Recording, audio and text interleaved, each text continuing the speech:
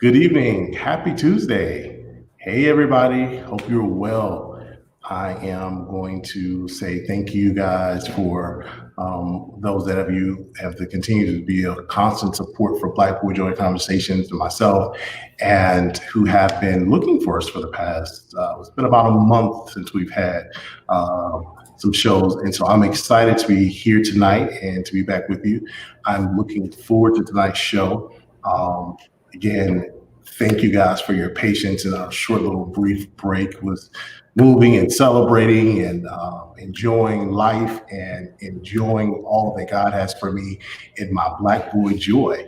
And so tonight I'm definitely excited about coming back to you guys live here in Dallas, Texas. I'm here visiting and super excited about tonight's conversation, Black Boy Joy Conversations. You guys have been so amazing with your constant support, your likes, your shares, your tweets, your texts, whatever ways you've been communicating. We've had some fabulous guests, and we just plan to get better from there. So tonight's guest I've got with me is a good. I call him friend and brother who has an amazing story. He has an amazing business and creative in all by all rights. His name is De'Angelo McCoy. He'll be with us, and so I'm going to ready to introduce him. But I want you to support him. Look up De'Angelo McCoy on social media, or I believe it's his website as well, De'Angelo McCoy, and you'll see his information at the bottom of the screen shortly. So let's get into it. We've got our special guest with us tonight, De'Angelo McCoy. What's up, bro? How are you? I'm doing all right. I'm doing okay. How are you tonight? I am good. I am good. Thank you for being with me tonight. Hey, Tamora, just want to shout you out. Thank you so much for your patience and being with us tonight, Tamora. Definitely miss you. Miss you guys. Again, it has been about a month since I've done the Black Boy Joy Conversation. I was busy moving some things around in life and celebrating several milestones, one of which is turning 39, which I just say is my last year of 30s and into grown manhood. So I'm excited about that and just back to the camera. Yeah, excited about all of that and just living in my Black Boy Joy and coming alive. And so you are our first ramp up guest. And tonight I want to talk about something that you have kicked off recently, Failure Rehab. Yes. Failure Rehab. Tell us a little bit about yourself and then tell us about Failure Rehab before I get my commentary on what Failure Rehab is. Well, I'll answer the failure rehab part. I'm pretty sure throughout the conversation I'll get in there somewhere. But so failure rehab was started about 4 years ago at a very or during a pretty critical transitionary time. I was leaving one life. And well, it wasn't one life. I was leaving a job, a position, and just thinking that life was going to continue to just, kind of be there. And it was not. And there was one day in particular that I was either just doing some work or some reading or whatever. But the question that I remember just mulling over for about a week or so was what happens to the people who aren't great enough that they don't need help and who are not, super needy on the opposite spectrum where you just know they need help. And it seems as if, there really isn't much there. When we think about, addictions or when we think about people changing their lives in general, you have rehab. It's the one thing that the general population knows, the general public knows. You go to rehab when you want to, kick some habits or, change, your decision-making process and all that kind of stuff. And it's like, okay, well, I didn't need rehab. There was no, specifically no substance, nothing specific that that their assessment would allow me to come in on. And it was like, okay, well, what do you do now? Like, what happens to the people in the middle? And because I find myself in that place often, it was a question that very soon became an answer. And thus birthed Failure Rehab, which is essentially, or what it has now become over the past 4 years, because it's definitely not what it was when I started. But what it's become now is really just a space for people to reimagine failure.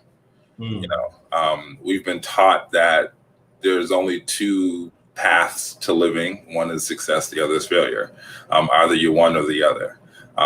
Very seldom do we have conversations where you are both and, or this one and the conversations and the engagements, the interactions that I've had, specifically with people in business, people in entrepreneurship, people in leadership, in the midst of success, you will always find failure.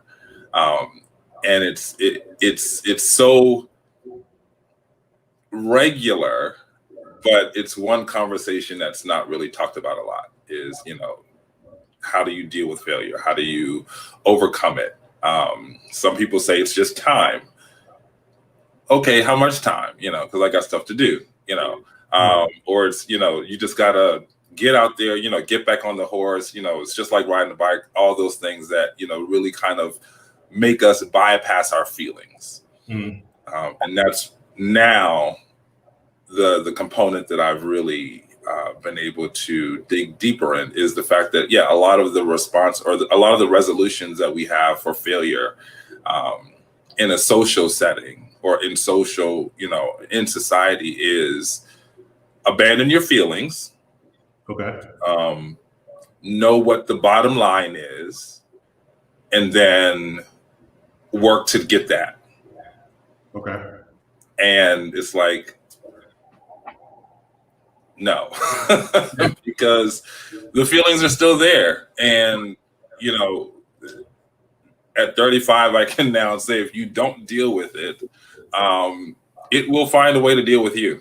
Some way, somewhere, you will come back to those feelings. So I wanted Failure Rehab, like I said, to be a space where you can reimagine failure, what that looks like for you, and also really just to give people the space to learn, which inherently involves failure, right? There's nothing that we just come out here knowing how to do,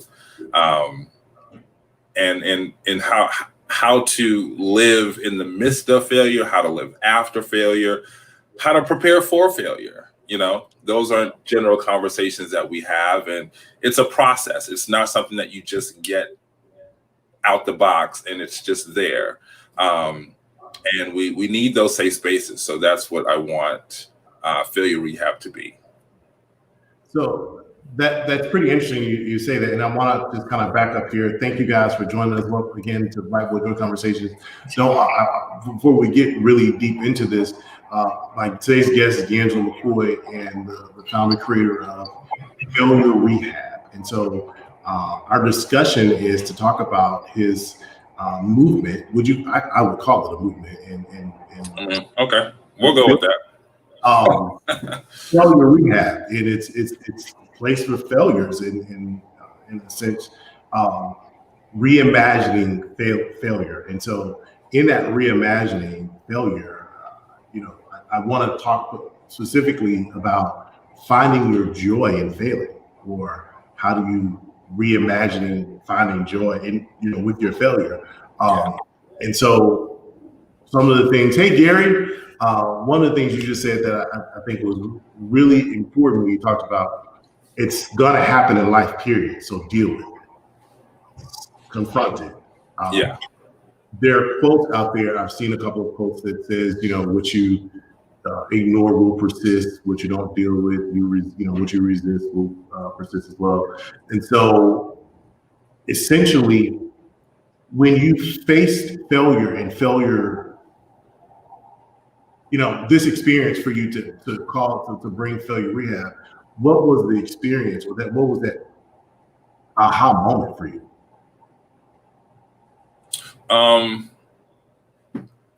So I'll say the internal feeling was that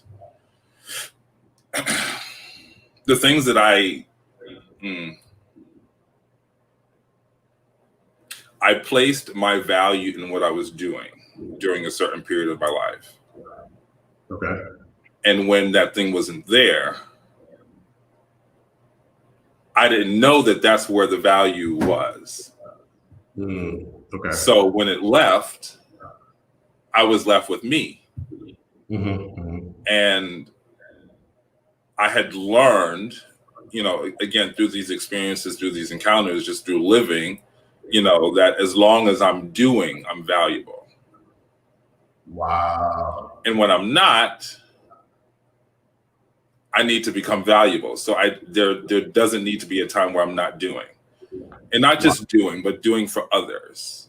Yeah. Right. Fueling, funding, supporting, just being available for, the people in the lives that I've had. But yeah, I was left with this empty feeling or this empty hole, and not just the empty hole, but, the awareness now that something's wrong. Right. And the more you dig into that, obviously, the more you're going to unearth. And again, if there's nowhere for you to go, you just get stuck with that.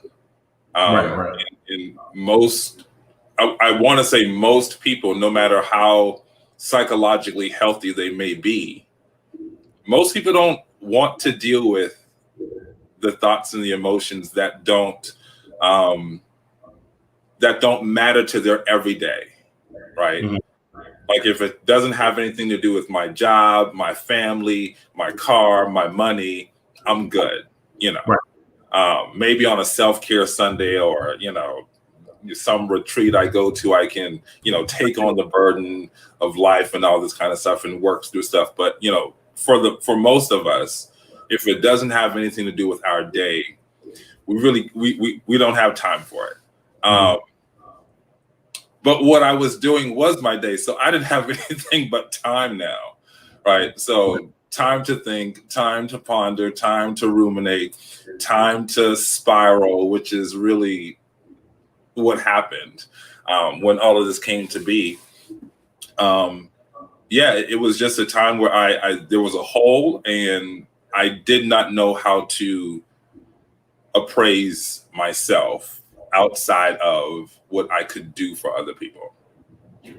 So when did you, I guess the reality of I am only valuable unless I'm doing. When did you hit that moment? When did that happen?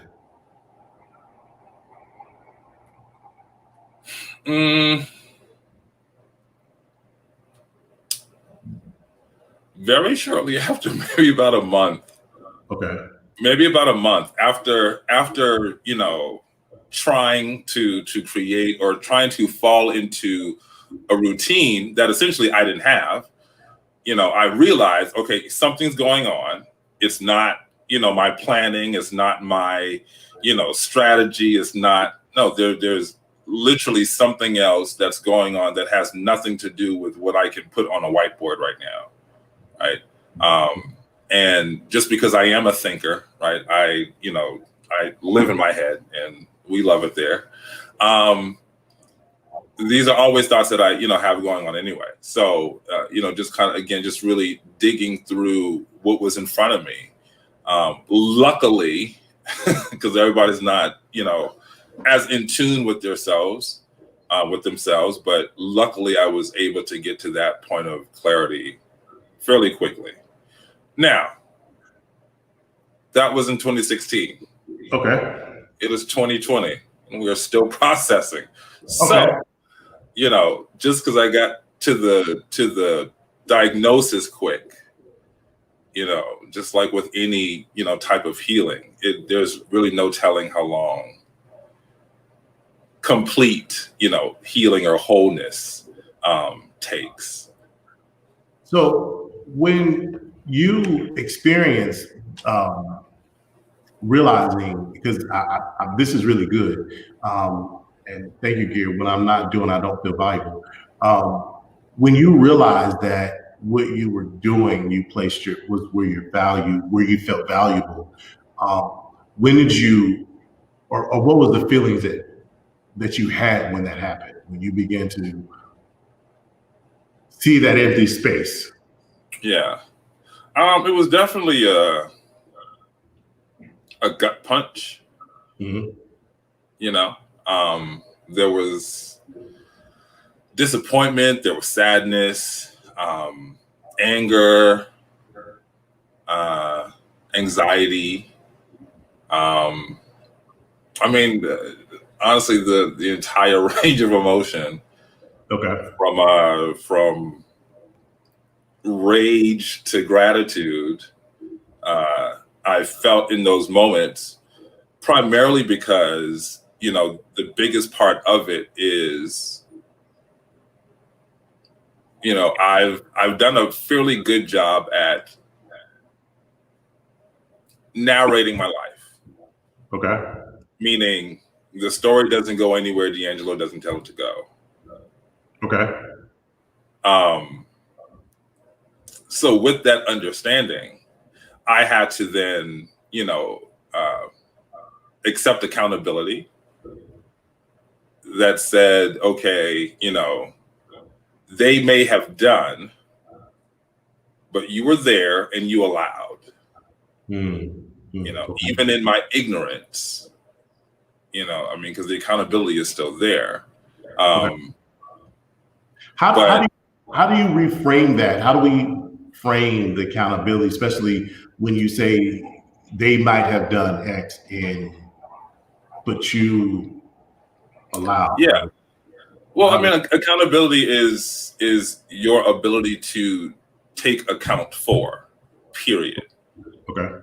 Now, again, meme culture is everywhere now. So, there are, the memes that go around that said, accountability sounds like an attack and all this kind of stuff, which is very much so the truth. It is very crushing.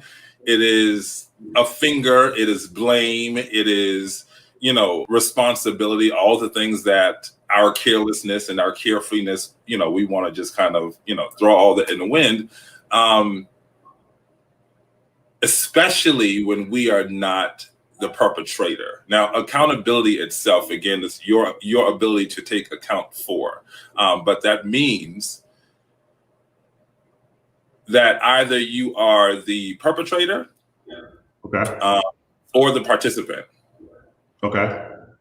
And oftentimes you are both perpetrator and participant. Sometimes one, sometimes the other. So a lot of times when people buck at accountability, it's usually because they only see themselves as an unwilling, unconscious participant that had nothing to do with anything that happened when, clearly consciousness is real and you were there and you were present in whatever moments you were. So accountability is still there. So it's really just saying to yourself, I did this. No blame, no judgment. Right? Accountability is not about judgment. Right. It's about taking account. It's about being able to tell the story. Okay. Okay. Right? And so, acceptance goes with that, I think. Yes. Accountability only comes after acceptance. Yeah. Okay. Well, before and after. Okay. Yeah, because you have to accept that whatever happened. Right, and then you can take accountability for your position in the situation. Mm-hmm. And then the acceptance also has to come afterwards in order for you to be able to move forward. That you can't change that happened, and you can't change the experiences. Yeah. So when you talk about participant, when perpetrator, how do you feel like people are the participants in their own failure? Or let me say this: do you feel like people don't participate in their own failure? No, it's absolutely impossible. A participant is someone who is there, period. Okay. Again, when we take out a lot of the semantics and a lot of the, just the negative connotations we have with words and phrases, and get just really to the core, of these words, you're a participant. You get a medal or a trophy for being a participant in a competition that you did not win. You didn't lose, but you also didn't win. So you get a certificate of participation. You were there. You showed up. Thank you. You actually didn't have to do anything. But you came. So here it is. That's what that means, right? So wherever you are a participant. For people. Okay, whatever. So racial unrest. If you are a member of the police force, you are a participant, in the endeavors of the police force. That's good. Gary said I have to own it. Yes, accountability is a part of the process of your truth. Yes. And if you are at a protest, you are a participant. Okay, right. No matter how good it is, no matter how bad it is, you were there. You can take account for that, right? You were there as a participant. So it just comes down to wherever you are, you should be able to be. You should be able to take accountability. Okay. So for every waking moment of your life, either you were there or you weren't. And I think sometimes we lose. I think the taking accountability can be lost in translation because, sometimes that for some people can come across as ownership or responsibility, which equates to mean it's your fault. And some things I'm learning, and I'm always saying this, I'm learning how to respond to things that happen in life, because life is going to happen to you. It's like we're, and tying this back to saying failure is going to happen. Failure happens. And so when failure presents itself, instead of ignoring it or not dealing with it or packing it into a box, we tend to being able to stand in face of failure and acknowledge that it exists, acknowledge that, whatever accountability you should take into it. So how do you begin to, that's a good word, the word derail. Oh, I'm sorry, denial. I apologize, denial. Yes, we are denial. So how do you begin to reimagine failure? How do you challenge people to reimagine failure, to get to this new thought? Well, it's, everything is always easy in theory and harder in application. But I'll say that the simplified way of it is, it's the process of learning. Right? That's all failure is. It's the process of learning. Okay. Or it's a part of the process. Let me say it's a part of the process in learning. So, as big and bad as humans believe they are, there are so many things in this world and so many things in our everyday life that we just don't do. I don't. I like to know everything. I like to believe I know a lot, but there are some things I just don't care about. I don't care to learn. I don't care to know. So how do you balance in that? I don't. Say it one more time. How do you find balance in that? One, know it all, but don't have to know it all. I've learned where to put my energy, right? Okay. And where that energy will be best used. Right? Okay. So cars, I know nothing about cars. I know how to put a key in it and I know to start it. I know where some of the things are under the hood, but please don't ask me what they do because I will lie. So when it comes to fixing, a car or, changing the oil, maybe I go on YouTube and say, I want to change my oil by myself. Well, there's, clearly there's no precedent set that says De'Angelo should know how to change the oil. And I would have probably been, going to the store that day, that morning to go buy tools. Again, De'Angelo does not know how to work a car. So I would be hard pressed to leave that situation, just believing that everything went right. Right. So if I turn my car on and, the engine, the oil light is still on, I should be able to accept the fact that, okay, this might not have been, the right thing to do, or I failed at doing this. This was not done correctly. I didn't do it right. Right. I in that moment should not say to myself, oh, this went wrong because everything in my life goes wrong. Okay. Or, this went wrong because, I don't know this, or or so-and-so didn't teach me this when I was this age, and in that moment, I tried something that I did not know and I did not get it right. Okay.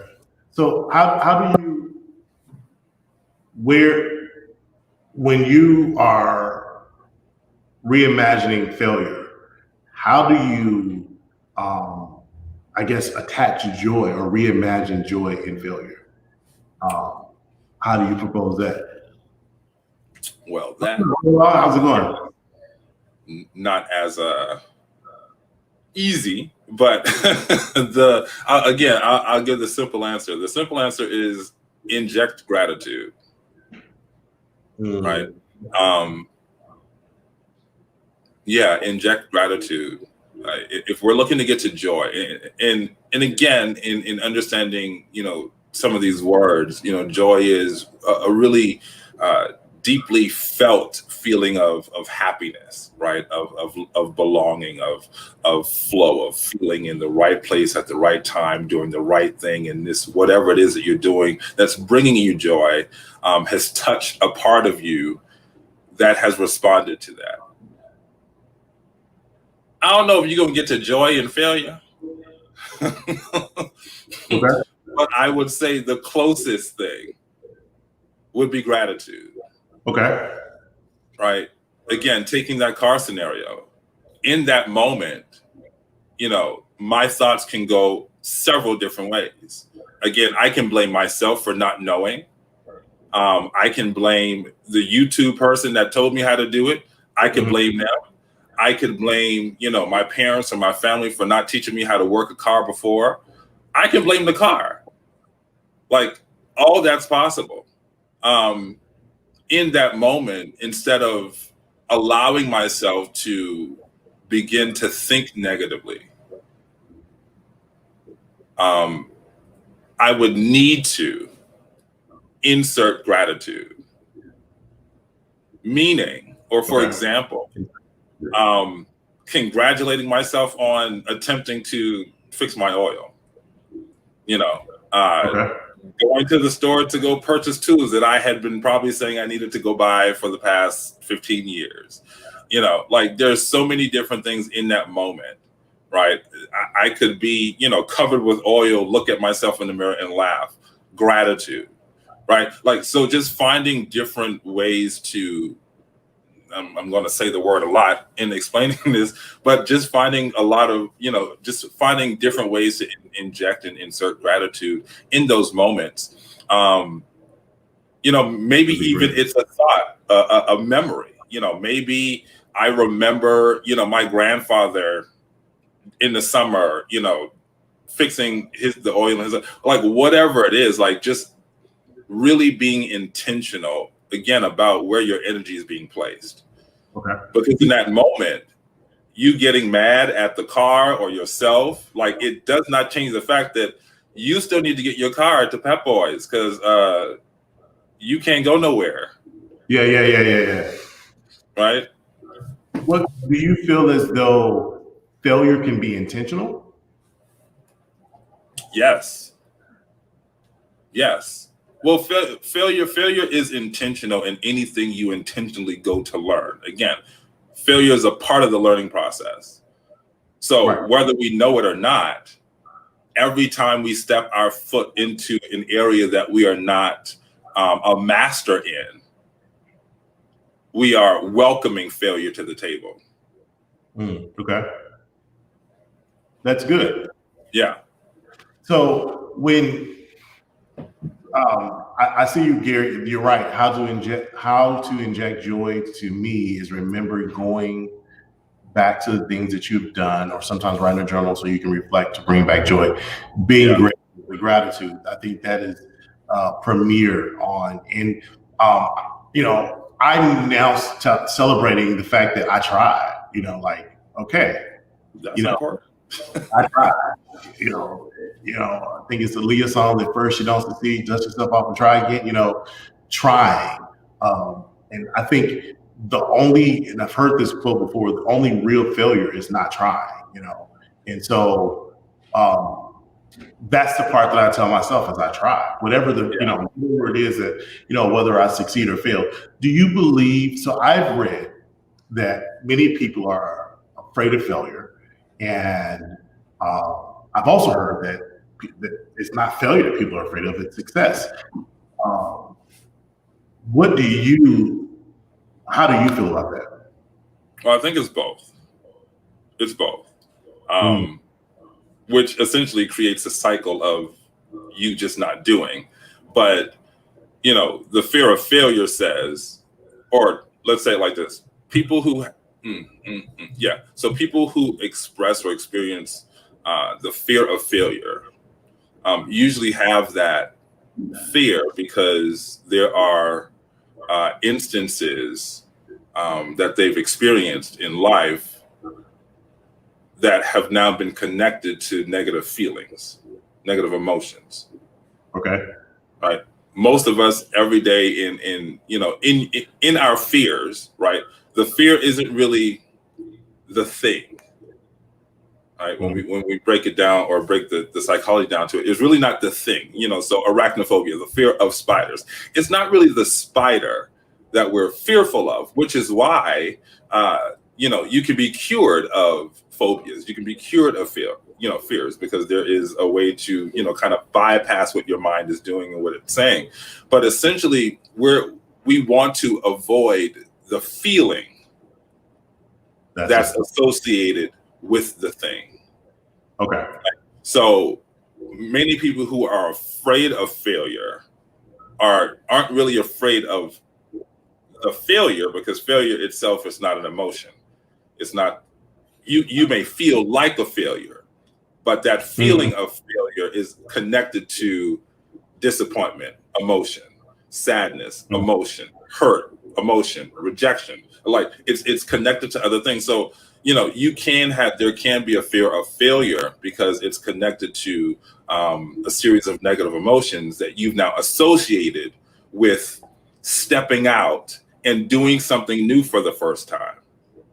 Right. So, but then conversely, for people who are, or the concept of being fearful of success, it kind of still is the fear of failure. Right. Okay. Because it's, a lot of people who, have that probably suffer from imposter syndrome. Right. Where success. What do I do if it does? Yeah. What next? And I hear a lot of people, I've been guilty of that, and I tell the story about when I first started Like Mutual Conversations 14 episodes ago. Thank you guys for your continued support. When first started it, I was only saying I was going to do one show and that was it, because, I have nothing else or nothing in my mind to do that. And I feel like sometimes I am hesitant, and I'm talking about me. I'm hesitant or apprehensive to do things or launch out on certain things because it's like, what's next? And it kind of leads or creep back or tied into the statement you said earlier at the top of the show was about finding value in yourself without doing, just being, I'm really accepting and acknowledging and becoming aware. It's just being, sometimes, we get into so busy in the doing. And I think COVID and, life now, 2020 has caused us to really sit with ourselves and realize, where we've misappropriated value, whereas, I feel value because I'm doing ABC, but now everybody is, not able to do those things, church board, not being able to be in church, and some people just felt crushed and not negative. And so don't bash me or whatever. I'm just saying some people felt crushed. And so, but there has been a reimagining or a reflective time that that you're now associating value to yourself in just being. And I think that's really powerful in the context of reimagining that joy is not attaching yourself to I think also not attaching yourself to an expectation. Yes. Having expectations and attaching yourself to expectations are two different things. Yeah, that's actually been something I took. I've been studying the past maybe like 2-3 weeks, expectations itself. And a lot of our moments of failure, right, are due to not just expectations, but unrealistic expectations, right? Like you said, an expectation in and of itself is innocuous, or it's not good, or it's not bad, it's not positive, it's not negative. It's just your thought on or your beliefs on what a certain situation should yield. If I plant an apple seed, the expectation is that this seed will turn into an apple plant that could possibly one day turn into an apple tree, right? But an unrealistic expectation is that I'm going to plant the seed today, and by the end of the year, I'm gonna have a whole apple orchard. Wow. All right. So while you say that, this comes to mind. This thought: we are so attached to an expectation versus intention. Because if you intentionally plant a seed for an apple, you intend for it to grow. And I think we are, and it's wordplay or whatever, but it's a reality that my intent was to have this show. My intent is to do ABC, and it's our intentions that really speak for us, and that's what's most important. Than so much as the execution. And so knowing the difference, between, I intentionally feel joy because joy is there every day, and to those that are suffering through anxiety, depression, or loneliness, you can feel joy. It's just, you have to be intentional. And, and part of that intention is showing the gratitude, showing the acceptance, showing the acknowledgement, the awareness. So I really think, and I'm talking with myself at my school is that, failure, is an attachment to an expectation versus, I'm attached to an intention. Like I intend to, so I think that's really powerful in the thought to reimagine our failures. There's a question that came up. My brother, I'll put it up here. Hey, Terrelyn. Hey, Tiana. You're right, Gary. I believe that what you put out will come back to you. Is that what Kanye meant when he said slavery was an option? Are we talking about are we talking about? Well, in what context are we talking about? Because we had somebody else to respond to that. Displaced people are not an option. I agree, it's not an option. So, in what context, brother, are we talking about? With Kanye meant slavery was an option.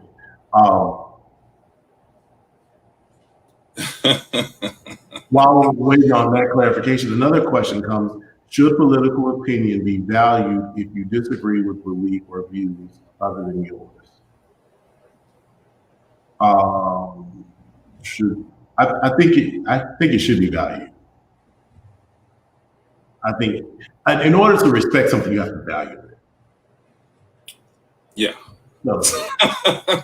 Or be honest enough to say that I don't respect it, which then gives you the room to not value it. But obviously there's a level of truth that has to be, kind of set in order for either one of those words to be activated, respect or value. Both of them are very, very interconnected with truth. Okay. But yeah. So here's another question for you. What is Failure Rehab's intention? What do you want to see, or what happens when a person connects with Failure Rehab?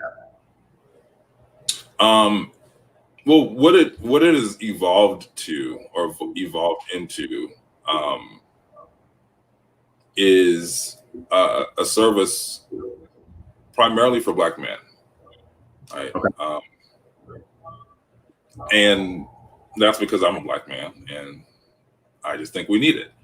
But further than that, we don't typically get the opportunities to fail early. Mm-hmm. Again, if we bring up the word expectation, then we can definitely see how it plays in some of our failing moments, right? We come into this world, Black men specifically. So Black boys are born into this world under certain societal expectations. Right. We are born in this world under familial expectations. Right? We are born into this world under gender expectations, sexual expectations, depending on your family or region, spiritual expectations. And this is, while it's no different from women, I believe that the difference in this scenario is that girls growing up to women, they receive more space to figure out, right? With a safety net. Okay. Now, obviously, it's not a one size fits all blanket statement. Everyone has, individual experiences in life, but I would say for the whole, girls receive a bit more, not leniency, but they just receive a bit more support in being fallible and being human. Right? Okay. Now, when we get to Black women, Black girls, again, situations change and the conversation may shift a little bit. Right. But I really believe very strongly in my heart, talking to the men that I've spoken to, living the life that I've lived, seeing the lives of the people around me, Black boys are not oftentimes given the space to fail without judgment. Okay. And not just judgment, but oftentimes harsh judgment. Yeah. Right. And so because of that, we end up growing into young men and older men who essentially just don't understand the process of learning. Wow. Right? Because a lot of the expectations, which essentially is, just mini boxes, right? Mm-hmm. So I use kind of that Russian doll analogy, or the Russian stacking doll, where you have the little small one and this one and this one and this one. And that's I think that's a pretty great representation for how Black men grow up in this country and in this world. There's so many expectations, so many boxes that we come into this world being held under. And unless we have parents in a social or, a familiar circle that has already released that from, the family or the area, you're going to come into this world huddled, in really not even sheltered, but just covered in a way that stunts your growth a little bit. Okay, right. If we're born in this world, we should, the basis of everything that I'm doing right now is personal freedom. Really being able to live the life you were born to live, right? Whatever that is, at any cost, right? We're oftentimes, very often.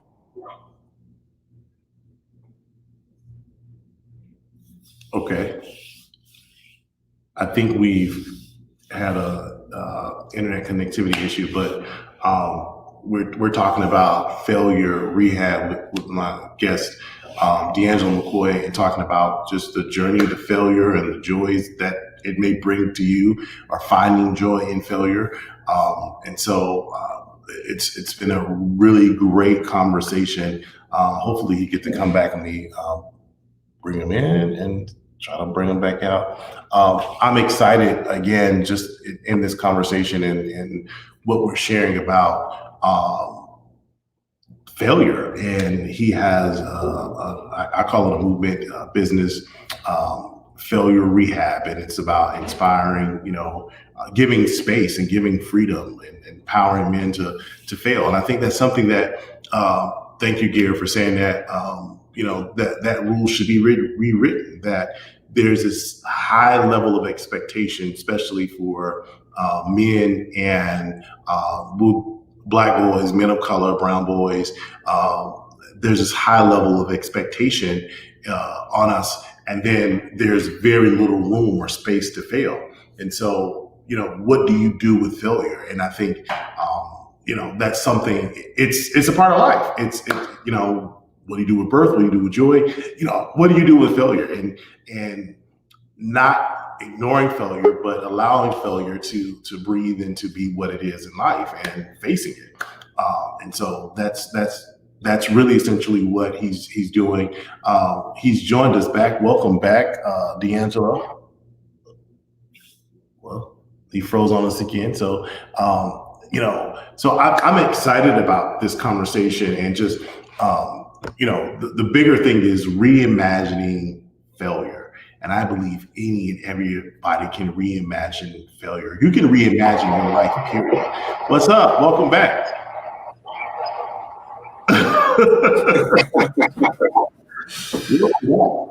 Yeah, we're good. We're good now. We should be good now. So, I was just recapping about failure rehab and how people can reimagine failure. And part of that conversation we're talking about reimagining failure is, started off the top of the hour, about value, finding value in yourself besides doing. That there's you're valuable than just doing, and doing for others in particular.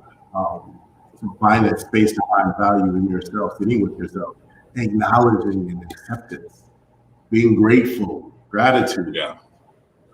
And so, what are some other characteristics of good failure or successful failure or joy in failure that you would point out? I'm glad you said it like that. Okay, so I take back my earlier statement where I said it could be hard finding joy in failure, but gratitude is kind of enough. So no, I take that back. I retract that. I do believe that you can find joy in failure. Thank you. So yes. So with failure, because you mentioned, good failure, or, what does successful failure look like? Successful failure looks like you failing and learning from it. Like, as long as there's a lesson behind it, as long as you can take something away. Right. So even when we, do, business strategy, right, or brand strategy, a lot of it is that what I usually say is, if it's not in the strategy, it won't be a part of your return. Okay. Right. Put out, you receive. Exactly. Which, Okay. you would think people just kind of carry that over, but no. Yeah. But essentially, and I say all of that, and I say that to them in those scenarios, because what ends up happening, again, because failure is a part of the process, a part of the learning process. Any venture, any idea, any initiative that you go to do, you are stepping into, no matter how long you've been doing it, right? Because we can see now, even with 2020 and COVID, like, I don't care what you were doing before COVID, after COVID, you weren't doing it the same. Something changed, right? And so when you go to do, these work on these ideas, build this business, working on yourself, really understanding that you need to put everything in the plan, so that when you do fail, because it's going to happen, Mm-hmm. when you do fail, there's a lesson that's extremely relevant to where you are and what you need. Right. So if I'm, with me, just really kind of diving into this whole self-awareness journey, I want to say maybe like 5-6 years ago now,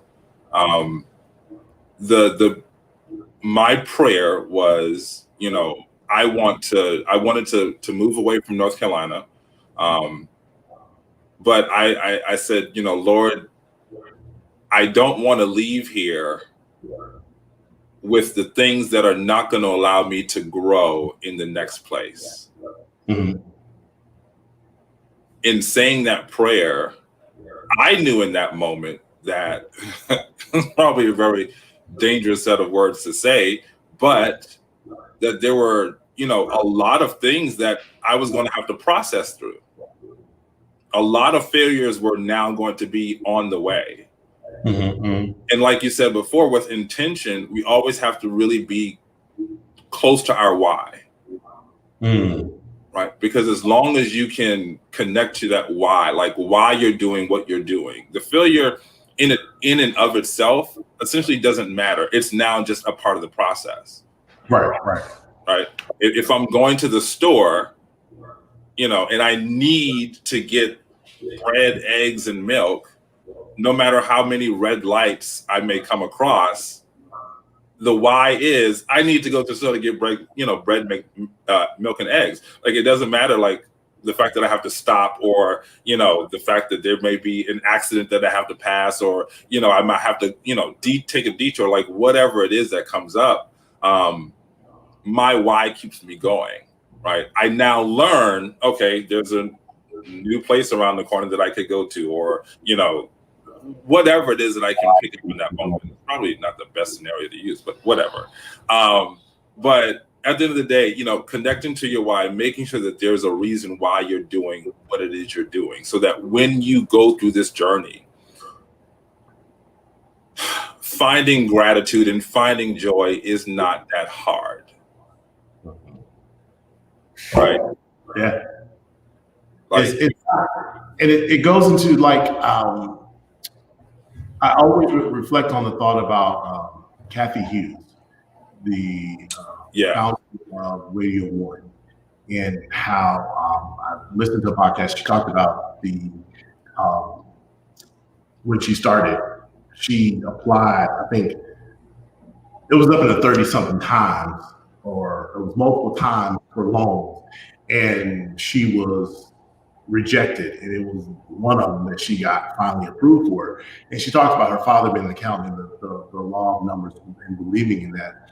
But to think back in my mind, the application process, the pen and paper,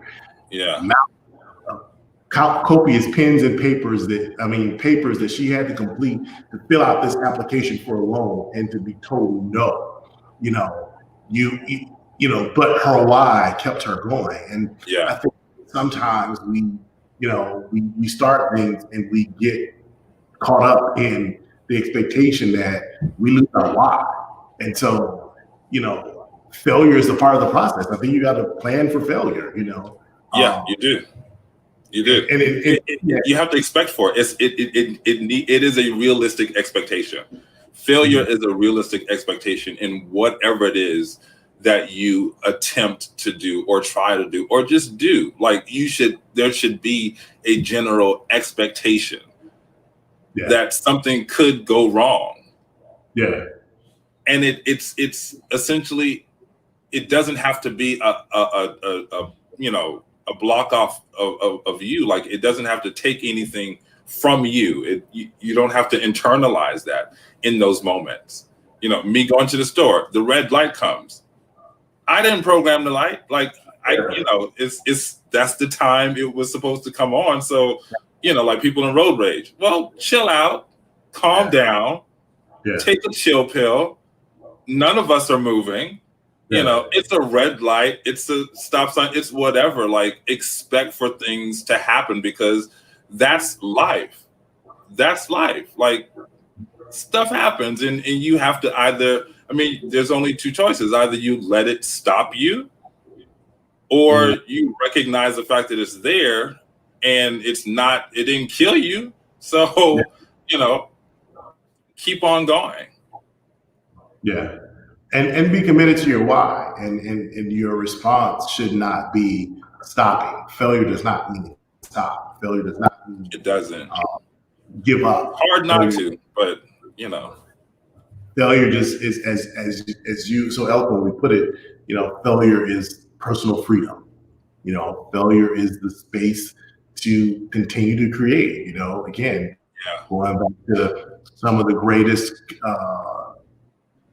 inventions and creations. You yourself are a creative person, so how many times have you've started out with something and it was epic fail. And I think being comfortable with failure is the problem. Is not being comfortable with failure. So when you get comfortable with it, not content, but comfortable in the sense of, okay, that's what failure looks like.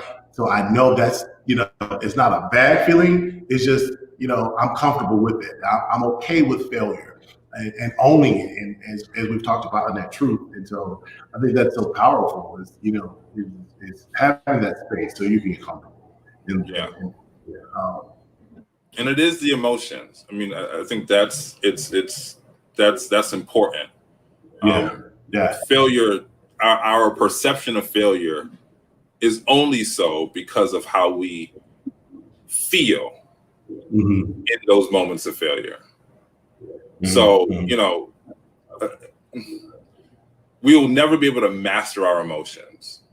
Emotions in and of themselves are very volatile. Just that's how they're chaotic in nature. Right now, how you administer that chaos to the world is between you and your God. But emotions themselves, they come and they go. And we have to learn. And again, that's really I would say the big base between young men and young women. Young women are given the space to feel.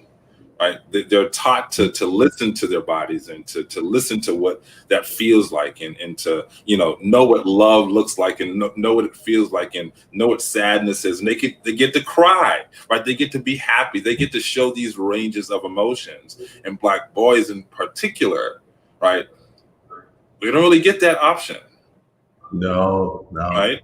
So it's not even so much that we aren't taught how to fail. We're actually not taught how to feel, which means when those feeling moments come, if we only know anger and happiness, and it's neither of the two, what happens when you get confused, or when you get so angry to the point you don't know what to do? Like you just feel like you're busting out of your seams, which is why you can maybe see why there is a lot of violence in our communities. Right. Violent crimes between men and women are exponentially different because we aren't taught how to deal with our feelings. And so when we get into those failing moments, those disappointing moments, those hurtful moments, those saddening moments, we freeze or we freak out. fight or flight. And so as we're wrapping, I want to ask you, how do you not manage? How do you handle your emotions different? How do you handle failure now? Me personally, my feelings. I go to them first. Okay. I go to my feelings first. We're taught as a culture, as a society, not to go to your feelings. We're always taught. You get your feelings, leave your feelings at home, check your feelings. Yeah. Man up. Yeah. But no, like I even today was not a really good day by any standard of the word. I had to go to my feelings first. Okay. Because I know the work that I'm doing, the work that I had to do today, there was a specific end to it. That was already planned out, that was mapped out. There's a clear and realistic expectation to that. What I did not plan for is how I would feel doing this stuff. So I'm not going to question the stuff because I know what that is. I know what that's supposed to get to. But in that failing or that hurtful moment, I went to my feelings and I, acknowledged the fact that it was there. And I also acknowledged the fact that I could have it. I can feel bad and it's okay. Now getting back to the work, that's on you. You gotta get yourself back to working stance. But yeah, I check my feelings first. I acknowledge my feelings. And I give myself time to feel, whatever time I can. If it's an hour, I give myself an hour. If it's a day, I'll give myself a day. The goal is to not stay stuck in the feels, right? Okay. But to acknowledge it, to give it language, to say what it is, right? Because in those moments, you build new associations, right? So now I know what this type of hurt feels like, and what I also did to rectify it. Yeah. So when it happens again, no matter the administration, no matter what made me feel that way, I now know how to, I won't say heal myself, but I now know how to respond to me, right? Without making it about the other person or the thing. Yeah, that's good. Yeah. It's that response thing. And so I think that's beautiful. And I think especially when you talked about those feelings and giving your space to feel, giving yourself space to feel and like awareness. I think that's so powerful. I really am so loving this conversation, but I want to wrap it up and don't want to wear out your patience and so forth for your time. But if you could tell us really quick how we can follow you, how they can support you, how they can find more out about Failure Rehab, and some people call 2020 a failure. Sometimes I call it failure. But at the same, it's a good failure if you look at it and reimagine it. There's some reimagining that you can do here. It's up to you how you respond. So, but how could they stay connected with you and what you're doing and what you got going on 2024? Yeah. So Failure Rehab is Failure Rehab or at Failure Rehab on Instagram and Facebook and Twitter, actually. And you can follow me at De'Angelo McCoy on Twitter, Facebook, or Instagram. That's usually where I hang out. Primarily Facebook for both Failure Rehab and myself. But yeah. And what do you have? What do you have in the works, or what can we looking forward to 2020? So I'm actually going to be putting out. There's the book to this program that I wrote 3 years ago and pumped out on.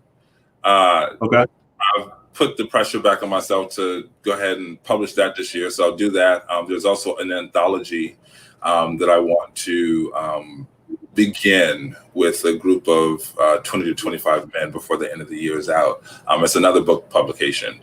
But yeah, those are the two things that I'm really excited about, and really just doing my coaching. I'm working with 6 wonderful guys now, and really reimagining failure, working on self-esteem, building self-confidence, just finding again that personal freedom in a 2020 situation. How can you feel free when everything around you is chaotic and binding and arresting? Well, you got to find it for yourself, right? Yeah. So I'm excited about that, excited about the books, and about the podcast. I mean, about Black Boy Joy Conversations. Glad that you finally did it. Yeah, you were, guys. This is one of the people that I first explored the idea with and talked about it, and before I even he was one of my first guests, and one of the resounding voices that was encouraging me to move forward and continue with it. And so I'm excited because we're here, we're doing what we're doing, and when you launched Failure Rehab, I just was like, wow. And my definition or my commentary on it now is that it's a safe space to fail. It's a safe space to be a failure. Again, we put so much emphasis on the shining star, the one that the successes, that we forget to put the emphasis on our failure. So not to start a whole nother conversation, I think people have to really embrace failure comes, and it's a part of life. And how we respond to it is how we choose to. And here's something else. Don't get frustrated or upset with yourself because you don't know any other way to respond but the way that you've learned. You have to learn ways to respond. And so if anger is what you're familiar with your response to failure, you have to cycle through those anger moments till you get to the space of learning something new. Not being angry anymore. Yeah. And so, it is what it is, and so I'm learning that and reimagining that. I love that word, reimagine. It's so delicious. So I'm glad that. But reimagining joy, even in the sense, we first talked about finding joy in failure, and you looked at me with that grimace, like, okay. And now we're talking about feeling that gratitude, reimagining that. And so that's a beautiful thing, man. I really appreciate you and all that you're doing. I hope you guys support. He's a great coach. Failure Rehab, again, is we all need to just become comfortable with failure. I think, I'm thinking of all sorts of close failures and stepping stones to success. So there you have it. If you don't try, then you fail. But if you try, you didn't fail, and so you succeeded. So I'm really grateful for the experience. I'm so grateful, guys, for your comments, your likes, your shares, your support. Tonight was surreal. We're just, what way to start back and revamp with one of our coaches. I call my coaches and friends and brother, De'Angelo. You can find him at De'Angelo McCoy or Failure Rehab at Failure Rehab. He will be back with us soon. Thank you guys so much again for your just continued support, your love, and everything you're doing.